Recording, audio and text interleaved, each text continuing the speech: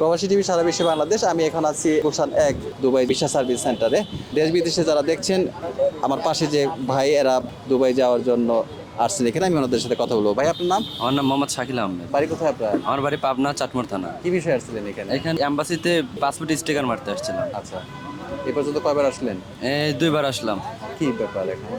প্রথমবার আসছিলাম স্টিকার মারতে, তো ওনারা ডেট দিয়ে দিয়েছিল 1 মাস 8 দিন পরে আসতে বলছিল। তো আজকে আসলাম, আজকে স্টিকার মারবে, আমাদের একটা স্লিপ দিয়ে দিছে এবং পাসপোর্ট রেখে দিয়েছে। কালকে 3টার সময় ডেলিভারি বলে দিছে ভিতর থেকে। ওই দেশে যাচ্ছেন যে, আপনি কি কাজ নিয়ে যাচ্ছেন? দেশে আমার ড্রাইভিংটা শেখা আছে, আর মোটামুটি আমার হচ্ছে ছোটো বোনের হাজব্যান্ড ওইখানে রেস্টুরেন্টে জব করে, তো ওনার সাথে কথাবার্তা বলে যাচ্ছি। তো বলছে যে যে কোনো একটা কাজ হবে আমার, ড্রাইভিং না হলে হচ্ছে রেস্টুরেন্টে। তো এই যে যাচ্ছেন যে, আপনি কি কোনো এজেন্সির মাধ্যমে যাচ্ছেন না? ভিসা তো মানে লাইসেন্স তো আনতে হয় কোনো এক কোম্পানির মাধ্যম থেকেই, কিন্তু মূলত যে লাইসেন্সটা করে দিচ্ছে সেটা হচ্ছে আমার নিজের মানুষ। আমার এক আঙ্কেল থাকে আর আমার ছোটো বোনের হাজব্যান্ড থাকে, ওনারা দুজন মিলে সম্মিলিতভাবে আমাকে কাগজ লাইসেন্সটা বের করে দিচ্ছে। তো এরপর শুধু এজেন্সি, যে বাংলাদেশে একটা এজেন্সির মাধ্যমে যেতে হয়, সেই এজেন্সিটা আছে আমাদের কত এখানে। টাকা খরচ হলো আপনার? 4 লাখ টাকার উপরে, পরে 4.5 লাখ টাকা। টাকাটা কিভাবে ব্যবস্থা করছেন? আমি টাকাটা ব্যবহার করছি, আমার বাসাতে হচ্ছে গরু ছিল, গরু বিক্রি করছি। তারপরে হচ্ছে আমার নিজের কিছু অর্থ জমানো ছিল, সেগুলো গেছিলাম। না, এই ব্যাংকে যে আপনি লোন নিবেন, লোনের জন্য যে রিকোয়ারমেন্টগুলো আছে, যে কাগজগুলো লাগবে, সেটা তো আপনি দিতে হবে, না হলে তো দিবে না। তো আমরা তো শুধু জানতাম যে প্রবাসী যারা যাবে পাসপোর্ট ভিসা থাকলে আমরা হচ্ছে ওই টাকা পাবো, কিন্তু এখানে যা দেখি আপনার হচ্ছে ব্যাংক স্টেটমেন্ট লাগবে 6 মাসের ন্যূনতম, কিন্তু নিজের টাকা পাঠাতে হবে। কিন্তু আমি তো এখন প্রথম যাব, তাহলে যে প্রথম নতুন যাবে তার কিভাবে সম্ভব? আচ্ছা, আপনি কি কোনো মাধ্যমে গেছেন না সরাসরি গেছিলেন? আমি সরাসরি প্রবাসী কল্যাণ ব্যাংক পাবনা থেকে গেছিলাম। আপনার ব্রাঞ্চে গেছেন, ওনারা এইভাবে জানেন? হ্যাঁ হ্যাঁ, জানাইছে মানে আমাদের ওইখানে প্রবাসী যে যায় 6 মাস হচ্ছে ন্যূনতম 6 মাস আমাকে টাকা পাঠাতে হবে, ব্যাংকের স্টেটমেন্ট লাগবে, আমার ওইখানে একটা গ্রান্টেড লাগবে, ওনারও 6 মাস ব্যাংকে টাকা পাঠানো আছে এমন একটা স্টেটমেন্ট লাগবে, ফ্যামিলি গ্রান্টেড লাগবে, এবং একজন বিজনেসম্যান এরকম একটা গ্রান্টেড লাগবে।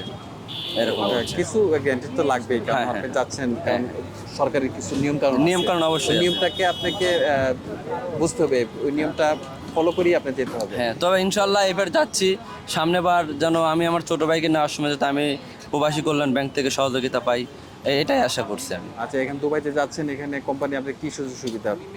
আমাকে সুযোগ সুবিধা দিচ্ছে, আমার হচ্ছে জেনারেল টাইম ডিউটি আছে, তারপর ওভার টাইম আছে, তারপর হচ্ছে থাকা আমার খাওয়া কোম্পানির থাকবে, সব কিছু মিলে একবার ভালো আছে। বেতনটা? বেতন আমার ধরবে হচ্ছে 2100, মানে ওভার টাইম বাদে হচ্ছে 1800 দিরহাম ধরবে। এই প্রথম যাচ্ছেন আপনি? হ্যাঁ, প্রথম যাচ্ছে। এখানে কি আত্মীয় স্বজন আছে? হ্যাঁ, আমার আত্মীয়স্বজন আছে ওইখানে, আমার আঙ্কেল আছে, খালু যাক বলে, আর হচ্ছে আমার ছোট বোনের হাজবেন্ড। আর এই দেশে পরিবারে কে কে আছে আপনার? পরিবারে আমি আছি, আমার মা আছে, ছোট বোন আছে, বাবা মারা গেছে 2016 সালে। তাহলে আপনার দুই ভাই বোন? হ্যাঁ, আমরা এক ভাই এক বোন, আমি আর আমার ছোট বোন। বোন কি ছোট, পড়াশোনা করে? হ্যাঁ, পড়াশোনা করে, এই তো 1 বছর হলো বিয়ে দিচ্ছি। আপনি এই যে দুবাই যাওয়ার আগে কি করতেন?